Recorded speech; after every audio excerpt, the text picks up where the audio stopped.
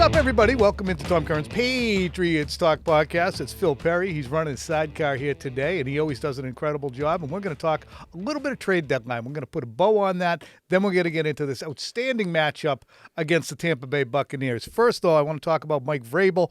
This is what he had to say about the trade deadline. We're going to roll with that. Well, first, I would say that deals are like being pregnant. You either are or you aren't. There's no it's either a deal or it's not. So I don't know how close you can be. I know that everyone worked hard and that we investigated and looked in and made phone calls and what personnel departments do. And in the end, we decided that this was what we were going to do and decided to move forward with our preparation. I know they worked extremely hard to make calls and have conversations, and in the end, we didn't do anything. First, I don't know if that pregnancy comparison really holds up. Okay, deal consummation. If it doesn't happen, doesn't mean you didn't work extremely hard at it. Okay, so if the Patriots worked extremely hard, as Mike said, and they came up short, they're certainly disappointed. Now, painting it as them not making a deal is, hey, they're not trying to win this year. They're not all in on this team. They're planning for the future. I think that's a little reductive too. If you're making a deal to satiate the masses just so you can put on a little sticker that says, I voted today, I made a trade at the deadline, isn't everybody happy? That's not what you're looking for either. So, Phil, I look at this conversation that's kind of germinated over the last 2 days. Both of us thought that they should have made a move. As observers, we're somewhat disappointed because the team we cover, if you want to see it go deep and you think they should do something, you're disappointed not because they're not better, but because you're wrong. Because that's the most important thing to us. We want to be right. So we were wrong. They didn't make a deal. But I don't think that you need to go jumping into, well, obviously they don't believe in the team and they need to hoard all their picks, and that's the idea too. No, it's not. There is some nuance to the conversation, which not everyone loves, but there is. They did want to make deals. They pursued making deals. They had players that they had targeted. They just were only going to part with certain picks. They were only going to make certain deals. They set values on particular players, and they said, we're willing to give this up to get that guy. If it's going to cost more than that, then suddenly we're not willing to get that guy. And you can quibble with that. You can argue with where maybe that price point got too rich for them. You could be mad about that if you're a Patriots fan. Hey, I love Draymond Jones. I watch the Titans every single week. Maybe there's a Patriots fan out there. I doubt it, but maybe there is, who says they need that guy. That guy was perfect for them. Why didn't they give up a 4th-round pick? He ended up going to Baltimore for a conditional 5th, which could turn into a 4th. Why didn't they do that? You could be mad about that, I think. I think that's totally fair.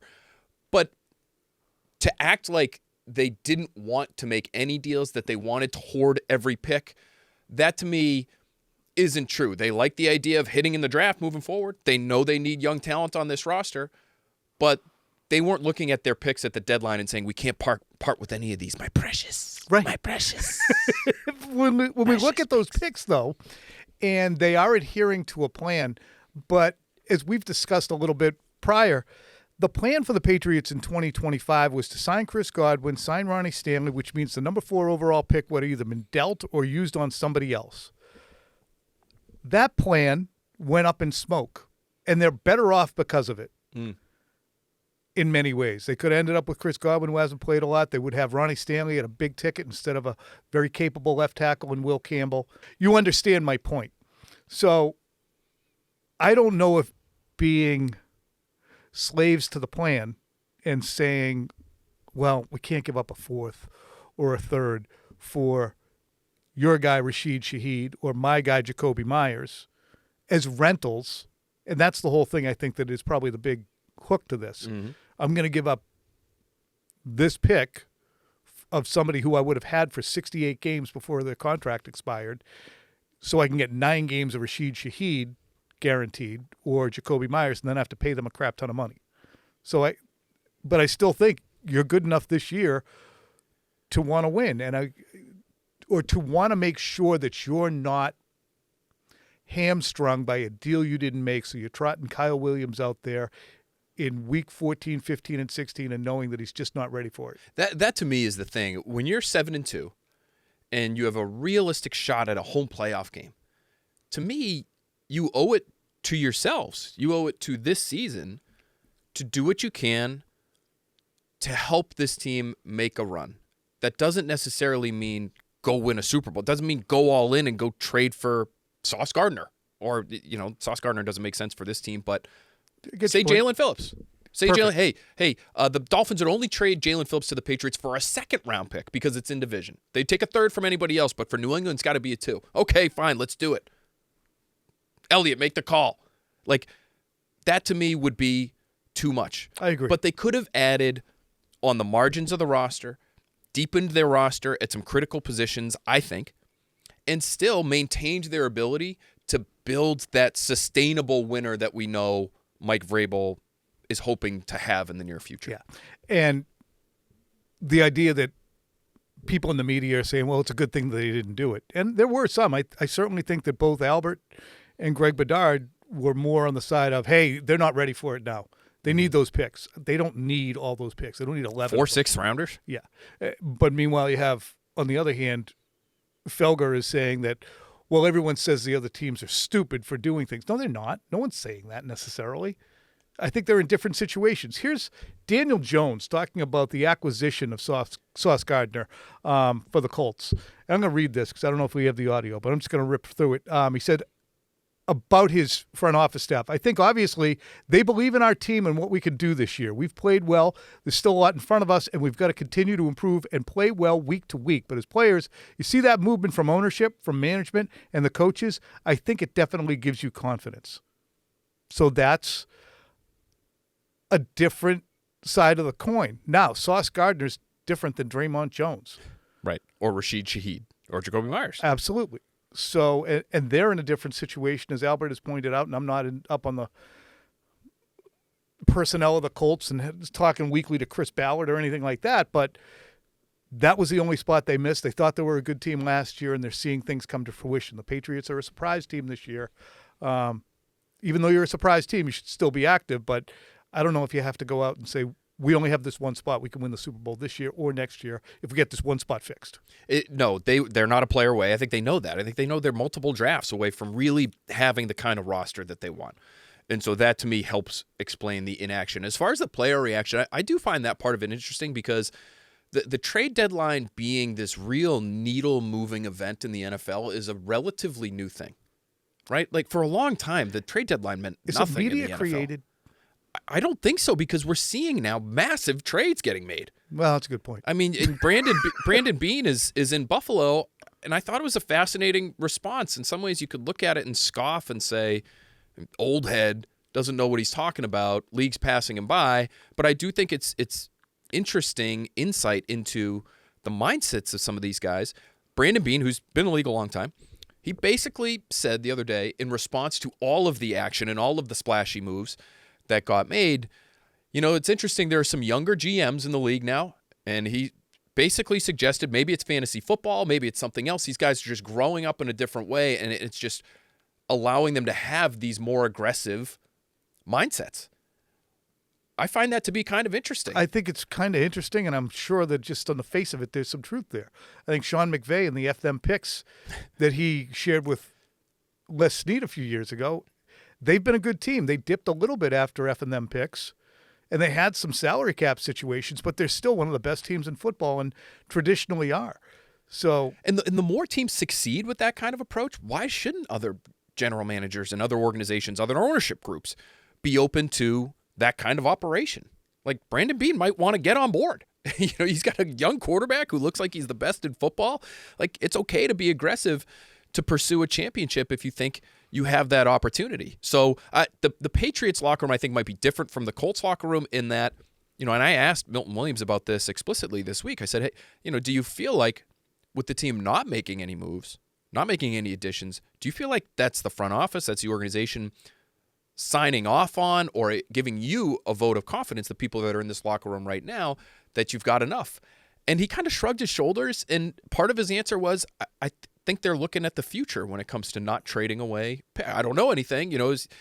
He couched it, but he did mention the future and that being part of their focus right now. I don't think he was necessarily bothered by it, but that is the reality of the situation. I think even some of the players understand. Yeah, and I think that's absolutely something that Mike Vrabel articulated throughout, and many of us covering the team noted as they went toward the trade deadline. This is a program that they're building. They're still a building team. Don't expect fireworks. But again, both of us, Phil and I, both said they need to improve their depth. They need to improve their depth at running back. They need to improve their frontline work, perhaps at edge, at least rotational guy at the very least.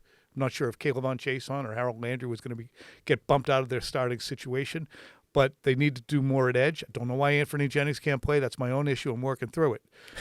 Tight end, they could use depth. You could never have enough cornerbacks, and I mentioned wide receiver. You mentioning that even Milton Williams is cognizant of the fact that the Patriots are talking about the future and the importance of building their program, leads me to this exchange with Andrew Callahan on Wednesday, in which Andrew was asking a question to Mike Vrabel, and the way that he couched it or began it, I think certainly raised the antenna and the ire of Mike Vrabel. Have a listen to the whole thing. Clear about your, the long-term vision for the program, is what's most important here. In fact, No, winning is the most important thing. Don't put words in my mouth. Winning is the most important thing. So keep going. When you guys are discussing how to handle the trade deadline, did the fact of how wide open the AFC currently looks like at all factor into your decision making? For us to sit here and think that anything is wide open and talk about playoffs, like we're focusing on our 10th game in a row. That's what we're focused on, is how do we get prepared on Wednesday? How do we get our bodies back? How do we get mentally prepared, physically prepared to go on the road to a place that is hard to play? And that's where our focus is. It's not trying to predict the future or saying, well, it's wide open. Now let's go in depth on what pissed Mike off here. My feeling is he was pissed off because Andrew used the phrase, the long-term vision for the program is what's most important here. And Mike cut him off, which he's got a cut-off tendency. We're not able to finish some questions and let it breathe. And he answers the first part, and you kind of, I don't think they're too long of questions. Anyway, I think the reason he said that was if you're a head coach and you didn't do anything with the trade deadline, but you're still preparing for the Tampa Bay Buccaneers, and your team's 7-2, and you're trying to get guys healthy, and you're trying to put a game plan together, and you're worried about Drake May, and then you go into your Wednesday press conference hoping to talk about the Tampa Bay Buccaneers and the challenge ahead of you, and someone says the long-term vision for the program is what's most important here. You just put your pencil down, or computer, whatever you were using, working on the game plan, and someone tells you that you're working for 26 and 27. So I think that's the main reason that Mike got pissed right there. No, our goal is to win this week. What do you think of that interpretation? I think that's a sound interpretation. Thank you, buddy. And I think when he, is toiling away, this is the complicated part of it.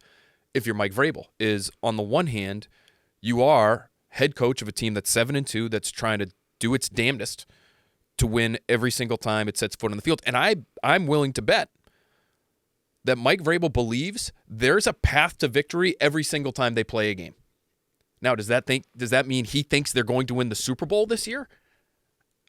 That I don't know. I kind of doubt it, just because it is year one of a new regime and because this team is coming from where it's been. But as a team builder, you have to kind of, this was the case obviously with Bill Belichick for a long time. As a team builder, all of that work that you're doing with that pencil or that computer or wherever you're working, it has to in some ways be pushed to the side to be able to also envision the future of the team while you are in the present and valuing the present. And that part is probably, I would guess, a really difficult thing to balance. And that's what I tried to get at when I asked Vrabel about the trade deadline the other day. He's a competitive guy. That goes without saying. And they just bypassed opportunities to make their team this year better so that next year's team could be better and the year after's team could be better than that. And so that to me has got to be somewhat difficult for somebody like Vrabel. Yeah, it's disappointing. And it requires discipline, and it requires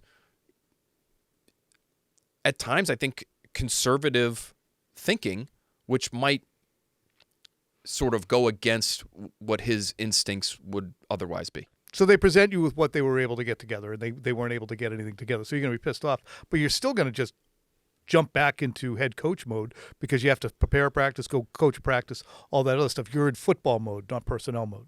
And you're the head coach that's trying to send messages to his team. And so, while the message of not acquiring a player would seem to be, we really care about the future, and we don't want to part with picks. We're going to adhere to our values on these picks, and that is what the message might look like to his players. He has to, at the podium, reiterate to his players through us that the here and now is what's most important, and the practice we're about to have is what's most important to me. Don't you guys care about the trade deadline? Because I'm already past it. I'm figuring out ways to go beat Tampa Bay, and I need you guys to be thinking about that too. Yeah, we didn't get Draymond Jones, guys. Who's Draymond Jones? It's like, I mean, that's what we're really talking about here. That's what we're spending 3 days talking about is Draymond Jones or Jalen Phillips or Breece Hall, but none of these guys are, to me, seismic. Anyway, enough, because it's a great game this weekend. Patriots, Tampa Bay. It's the best matchup on the slate in the National Football League this weekend. And my initial reaction as I looked at this matchup was to say, man, you got Hassan Reddick's banged up. There's no Mike Evans, probably no Chris Godwin. Bucky Irving might not play. This might not be a representative Tampa Bay team. So what should the Patriots expect? They have their own injuries. I'm just looking at it in that context. What are the Patriots playing? But that really doesn't matter. It's a good team with a very good quarterback. It's playing at home. It's one of the best teams in the NFC. It's only lost to, I believe, Philadelphia, and 24-9 lost to the Lions. They beat New Orleans 23-3 and then went on a bye. So they're rested. So this, to me, is the best game, and it's a great checkpoint, and the first checkpoint we've seen since Buffalo. So Buffalo, 4 or 5 games to, again, validate that win, which they absolutely have done, and show that, we're one of the top 10 teams in the league at this juncture in 2025. What are you looking at in terms of statement making from this game? To me, this game has the ability to launch the Patriots into true contender status. I say that's in my opinion. I know you consider in whose mind, I guess, too. Does it do it in their mind, their coach's mind, their upcoming opponent's mind, that's the a rest great of question. The league's mind? That's a great question. I would think with a win in one of the most difficult environments in football on Sunday Night Football under their belts already, having beaten Buffalo, at 7-2, at the top of the division, near the top of the conference, with another win over a first-place team on the road, against a good quarterback, a really good defense, I would think the rest of the league has to start looking at the New England Patriots as truly one of the best teams in the AFC.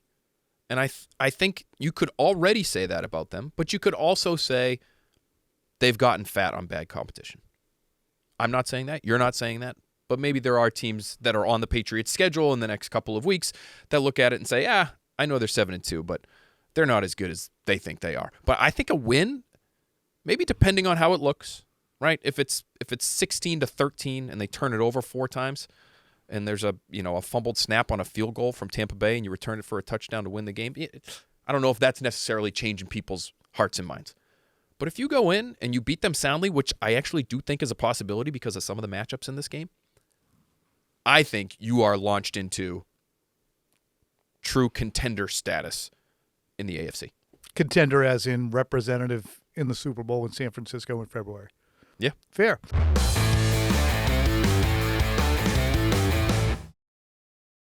However, I've had, as you've heard on this podcast, if you've been listening for weeks, and God bless you, thank you for doing so. Numbers have been great. But I've been wondering, how long does the pixie dust stay on their shoulders? Does it puff off at some point and blow away? I keep wondering, is there going to be a flat week? And I don't really think Atlanta was a flat week. They were on the cusp of a 35-7 lead. I'm not going to get into all the ways and means, but if you look back, they were real close to turning that game into an utter blowout. But I continue to have this suspicion that, because I've watched a lot of sports, as you have, at some point you just come out flat. and Tony Maserati, believe it or not, wonders the same thing.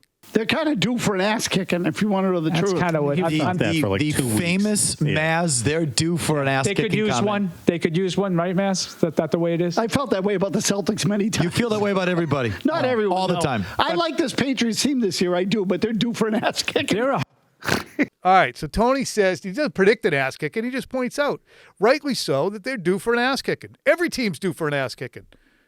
Good teams get ass kickings. Green Bay lost to Carolina last week. Wasn't an ass kicking, but it felt like it. What would an ass kicking do? Patriots lose 27-7. I think an ass kicking has the potential to go in the other direction. If I think they could be launched into contender status with a sound victory, a sound defeat, I think would lead people to say, What? look at who they've beaten. And they escaped against Atlanta. I know it could have been 35-7 at half, but it also could have gone to overtime and they could have lost at home to a team led by Michael Penix, who feels like he's an accident waiting to happen. So that to me would be the conversation. I think this is going to be, if I had to predict it, and I do, for NBCSportsBoston.com, and I hope you look at and read my prediction, which should be on the internet on Friday, Tom. I think I'm going to predict a close game. I think this matchup is good enough. It should be a close game. I'm going to predict the Patriots to win. I'm not. But it should be a close, hard-fought, exciting football game between two fun as hell quarterbacks to watch. Let's get to it. You've mentioned the matchups are terrific. The main one being Todd Bowles v. Drake May. I love this because Todd Bowles is a very good defensive mind, and he has a very, very good defense this year. It's performing incredibly well. They're third in EPA per play. They're sixth in EPA per dropback. They're third in EPA against the run. So run or pass, the Bucs are good. They also love to blitz, and this is sort of Todd Bowles' signature. They're fourth in the league in blitz rate. They will send defenders at Drake May from every single angle you can imagine. Josh McDaniels was talking about it this week where he's saying it's a little unconventional at times, but it always makes sense when you go back and look at it. And so that's Todd Bowles' style. How does Drake May handle it? We've talked a lot about how many hits he's taken, how many sacks he's taken. Can he mitigate that against a team that is going to be sending a lot of people at him, is my guess, over and over and over again? The one thing that's working in his favor, and it might diminish the number of blitzes he sees, Tom, he's been fantastic against the blitz. 7 touchdowns to 0 picks. He's third in quarterback rating against the blitz this year. He's second in completion percentage. So does Todd Bowles look at it and say, yeah, I've seen the numbers, but he ain't seen my blitzes yet. And Drake May hasn't seen blitzes without Kayshon Boutte. Who's a bigger missing piece this week, Kayshon Boutte or Ramondre Stevenson? We don't know yet. We haven't gotten the Friday injury report, but who would you forecast as being a bigger loss? It's a very tough question. I think I would lean towards Stevenson just because I would worry if I'm the Patriots about the running backs that they have and what they can do in pass protection. That is one area where Stevenson's been pretty good. How would you answer that one? Same. Just because you need to be sure that you're going to have everyone picked up and accounted for. And I think last week's sack, the sneak attack, the celebrated sneak attack sack, that was the offensive line's gaffe. But I think the team in general, the offense in general, as Vrabel has pointed out, the pressures that we're getting, sometimes we'll have, bulletproof protection, and then Drake has all day, and then we have just sudden pressure. And I think those sudden pressures often come from mistakes, guys who should be locked up, and someone has a gaffe, and now Drake is scooting around and trying to make a play, or he's on his back, or he's not throwing out of bounds because he doesn't do that very often. Not very often, no. But I think the Kayshon Boutte aspect hurts them as well, because if you're blitzing, that means you might be lighter in the back end. And if you're lighter in the back end in the secondary and you're playing one-on-one, we've seen Kayshon Boutte's an unbelievably solid contested catch player. When he's covered, he's not necessarily covered because he's so good downfield. So I think they'll miss that aspect, especially if Kyle Williams is out there. Do you have any trepidation that Kyle Williams is not ready for prime time? Sure. I think you have to. I do think, from what I understand, one thing that might help Kyle Williams be a little bit more productive this week is that he's practicing a little bit more with the first team, right? So there have been situations where he gets out there on game day and he might be asked to run a route that maybe he hasn't run in practice. And that can be difficult, especially for a rookie receiver. He's also been asked to learn all 3 wide receiver positions. And I think he's a pretty smart guy just from the interactions I've had. But the fact that they trust him to ask him to learn all 3 spots, Tom, I think is something that we should look at as a positive, as a check in his favor, that they trust him to do that. But the ability to maybe focus on one spot this week with Kayshon Boutte missing practice time. So if he's being able to, for instance, focus more on that X receiver position where Kayshon Boutte typically is, I think that could help him too. Just to get more comfortable, it could help Drake May understand, okay, Kayshon Boutte might run a fade a certain way. Kyle Williams might run it a little bit differently.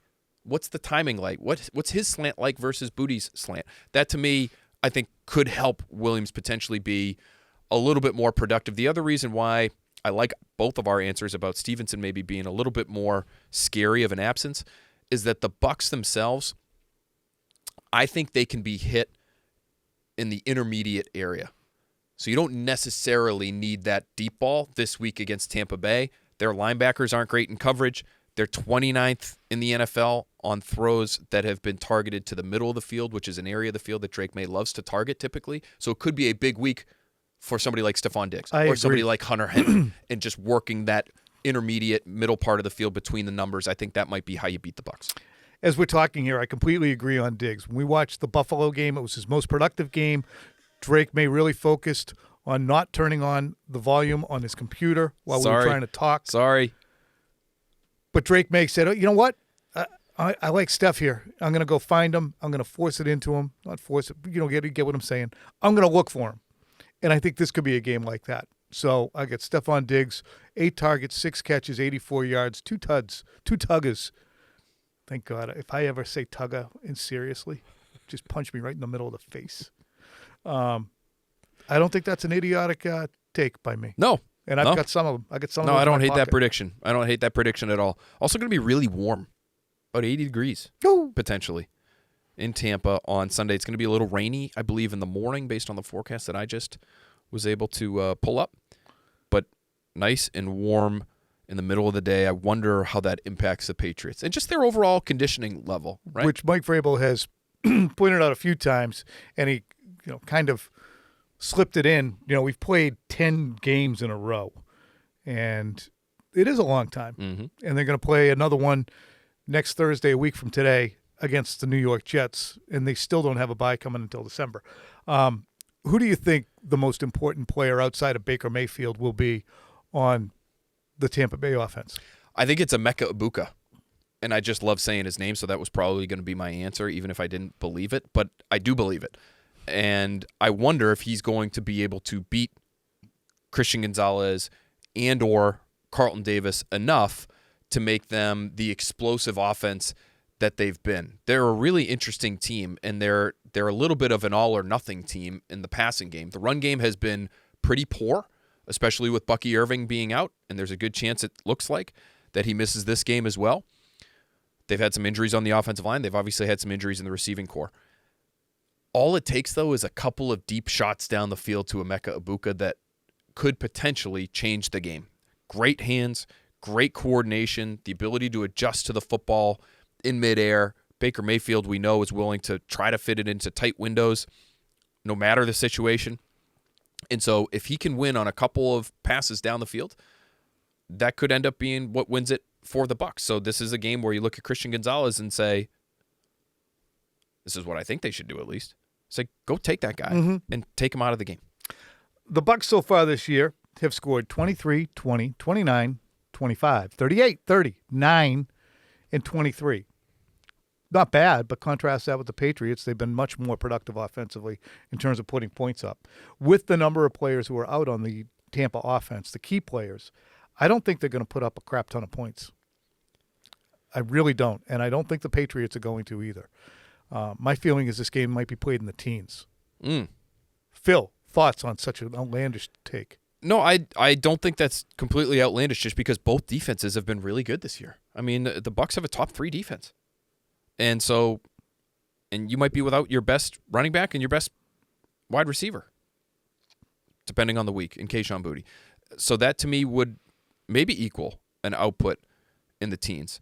And for the Patriots, they've been so good against the run, and the Bucs have been so bad against the run. This is what I mean when I say not only are the styles of these two quarterbacks incredibly fun, just because of the way they play the position, but I think the way the matchup sets up is that you're going to get the opportunity, fans, to watch them throw the ball a lot. The Patriots are great against the run, and the Bucs haven't been able to run it. The Patriots haven't been able to run it. Tom, they're 30th in EPA per rush, according to Sumer Sports.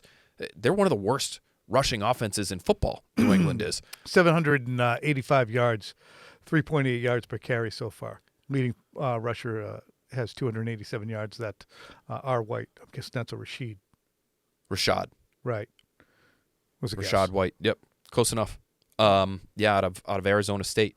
But Bucky Irving's only got 3.3 yards per carry. He's been banged up. They got Sterling Shepard. They got Tez Johnson. It's really fun rookie receiver. Ibuka, to me, is their most important player outside of Mayfield. They suck on third down, too. 36.3 offensively. There's a number of categories where they're just not that good. People, I think because Baker Mayfield was in the MVP conversation for a while, I think people look at this Bucs offense as being one of the best in football. They're 19th in EPA per play. They do have 25 sacks, and they've only allowed 17. Defensively, they're great. They're 26th. This is just a number to illustrate the all-or-nothing nature of their offense. They're 26th in drop-back success rate. So on a play-by-play basis, was this pass play a good pass play or not? They're 26th in the league. Really poor. But so they get enough explosive plays. When they are successful, they get enough explosive plays to ramp up their overall ranking. So it's those big plays to me that you really have to tamp down. And it's funny because both these teams might throw a lot, and Drake May's completion percentage is off the charts, but they might not be tremendously successful. Could this be the lowest completion percentage of the season for Drake May? Yeah. Would you bet on that? What is his lowest? We should go back and check. Keep It's got to be Vegas, right? Let me do week game one. I bet he was 30 for 46. It's still pretty good. 30 for 46. That's 65%. How about me knowing exactly what he did on that? That is game? really good. Is that 65%? That would be great math by me. I think it could be. I think it could be. Just because, again, overall, their defense is dynamite, and it has been. And, let's look at some of the competition that the Bucs have seen. Good job, Phil. What's the percentage? 65.2% in that game. He was 65.5 against Atlanta. Other than that, it's been 82, 75, 82, 73, 69, 91, 75. Holy crap. Math, never my strong suit, but percentages, I feel like I've got a good feel for those. those. Either guy. It's got to be the sports thing. Is it just because we're looking at stat lines all the time? Well, 46, you know that it's going to be almost 2 off for each one. It's 15, 30. I would have guessed around 70. That's way too much logic for me. I'm just pure guessing out here. Fair enough. You know what? We've gone far enough. I think it's going to be 1917 Bucs. And they asked us to come up with a headline for early edition on Thursday, and I don't like doing that because I don't, necessarily haven't finished all my study. But I said Scampa Bay! ! Baker Mayfield hustles in from 4-yard line to oust Patriots in a slugfest, neutralize Patriots offense. Well, World's what longest papers? headline.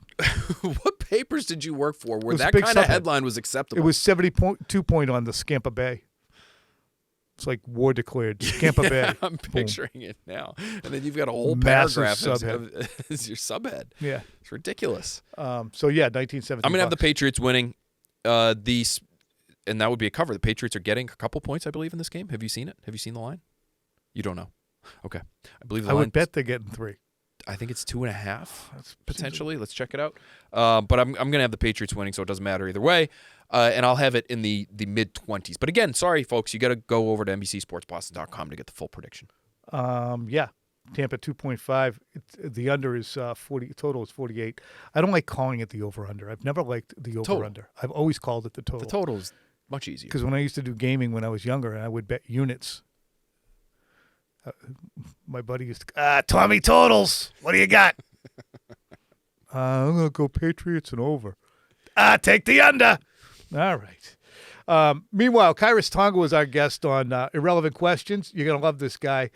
Here it is, uncut and uncensored, Khyiris Tonga. Ladies and gentlemen, it's Khyiris Tonga. added this year. He's been a force up front. He's not going to be filling up the stat sheet left and right because that's not what defensive tackles do. He's just a menace. And Mike Vrabel can't say enough good things about him. Thank you for doing this today. I appreciate it. All right. What's a perfect day for Khyiris Tonga? Hanging out with my daughter. Perfect day. Getting up early? Yep, always. Always early. You're an early guy. Yeah. What time? Probably like 6. Oh, even when you got nothing to do? Come on. All right. Fine. And what are you going to do for lunch? Probably eat a lot and play some games. Yeah. Video games? Yes, sir. What's your go-to video game? I like Apex. Really? Mm-hmm. I know nothing about it. As you might be able to imagine. I don't even It's a shooting game. know I went through the Rolodex. All I know is Call of Duty. Grew up in Utah. Have you ever skied? No, I've never skied before. Snowmobile. Oh, Heavier, better on the legs. that's good. Yeah, because the skiing, somebody sees you coming, hustle right out of the way. They might try to get out the way quick. Quick. Just before we started, one of your teammates came by and said that you cannot hoop. And there was a level of offense that you took to that. Is that accurate? You can't hoop? That's very inaccurate. And what did you Very. point out to him? There was a physical attribute that you pointed out. I said, look at my ankles. See, those are skinny ankles relative to size. And skinny ankles, high calves, means a superior athlete. Okay, so all those people, my wife once said to me, you have the best legs for a girl. All right, next question. If you had an exotic pet, what would it be? Maybe a parrot? It would be a exotic with like Like a lizard? I'll probably get like a pet donkey. Yeah. I'm going to need to know how you stopped on donkey. I was thinking of a horse, and I don't think they're not too exotic, so I went to a donkey. Makes perfect sense. Yeah. What's your pet peeve? I don't know. My pet peeve, just to get your engine going, if you hold the door for somebody and they don't say thank you, or people parking too close to the lines in a parking lot, and now you're wedged in there. I mean, you can't like that. No, I don't. I'm the guy who goes like, I park so far away just because I don't like parking next to cars. Yeah. What was your first car? My first car was a Ford F-150, 2008 pickup truck, Color? white. Loved it? Yes. Still have it? Yes. I gave it to my dad. You did? Yeah. That's so great. Yeah. Good man. Can you dance? Depends on who's asking. The folks here at Irrelevant Questions, Quick Slants, NBC Sports Boston. Yeah, I can dance. You ever practiced a touchdown dance? I haven't. Never have. How long would it be what are you going to do if you score? I mean, you have to have some kind of plan. I probably would do probably like the Dougie or something. Something quick and easy. Quick and easy, You get the feel hell me? out of there. Get out of there. You're a very grateful person. I did some research on Khyiris, had a unique upbringing and did a mission, but you talk a lot about how grateful you are for everything in your life. Can you kind of explain why that's one thing that flows off your tongue about your gratefulness for your journey? I think I've been blessed, and God's blessed me with so much in my life, and I'm fortunate enough to recognize that, and that's where I just come from, just being so grateful, just because I know a lot of things didn't or shouldn't have happened the way it did, and because it did, that's all I am, is just grateful for everything that happened to me. Your path was extremely difficult. A difficult high school career, experienced homelessness, and you were adopted by a family. Did not play your senior year of high school football, and then you decided, you kind of had an awakening and said, I want to go on a mission. Explain that decision to me, because finally it seemed as if you had some stability, and that was where it seems like your gratefulness kind of sprung from. You had some stability. Yeah. I think just looking back in my life, all I could do, and the least I could do was just do a two-year mission and give everything I had to God. And that's where it came from, just looking back in life, just reflecting on a lot of things. And that decision was off of that, and grateful for my decision. It's amazing, A lot of us get a lot more early in life and don't show that same level of gratefulness and giving back. So it's really an inspiration. So take a second, Google Khyiris. We don't have all the time here, but it's really an inspirational story for all the things you experienced. Thank you. So let's just move into an entirely different lane. Hey, what's your number? You wear the number 95. Yes, sir. Why 95? Is there any other number that you would prefer to wear? There's no other number I would want to wear. I had 95 since college, BYU. I had a cousin that passed away, and that's the year he was born, and had his tag, his name tag we had the number 95, and we were super close. So chose 95 and ran with it. AJ DeBancha. Dog. Oh my gosh, dog. You know, he's from Brockton, Massachusetts, right down the street. I didn't know that. He grew up in Brockton. He went to St. Seb's. I don't know if he went 4 years at St. Sebastian's, which is also right down the street, but that's that Brockton connection. AJ DeBancha is a possible number 1 overall pick. He is a freshman at BYU. He scored 21 in his first outing. Are you an avid fan? Come on, of course. Everything BYU, big fan. Have you met Kyle Van Noy? I haven't met him yet. Hopefully, when we play Baltimore this year, Yes. so hopefully I can go and say what's up to him. Well, he's a good friend. He's a former co-host on this particular program. Okay. Oh yeah, so we'll get you make Okay. sure that he is No, for aware sure. that he needs to talk to you. For sure. Last question. I'm sorry, I'm taking all your time. You want to be at practice. What kind of game do you have? Looks like if you have those nimble feet, you're not just going to be calling for the ball down on the block and doing that the whole time. I'm at the 3-point line making threes. I'm out in I'm in the perimeter. Can you just show me slow motion form?